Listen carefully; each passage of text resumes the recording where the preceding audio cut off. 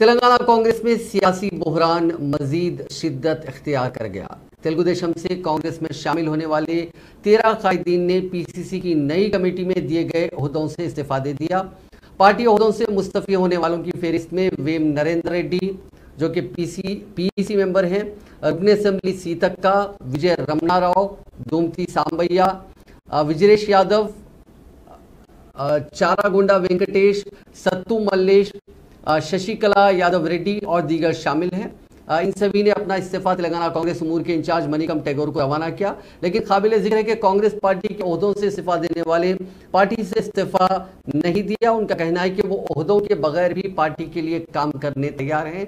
गुज़िश्ता रोज CLP कायद भट्टी विक्रमार्का के क़यामगाह पर कांग्रेस के सीनियर कायदीन ने इजलास मुनक्किद करते हुए पीसीसी की नई कमेटी में तेलुगु देशम से आने वालों को ओहदे देने और सीनियर कायदीन को नजरअंदाज करने का इल्जाम लगाया था, जिसके पेश नज़र मज़कूरा 13 कायदीन जो तेलुगु देशम पार्टी से कांग्रेस में शामिल हुए थे, उन्होंने अपने ओहदों से इस्तीफा दे दिया।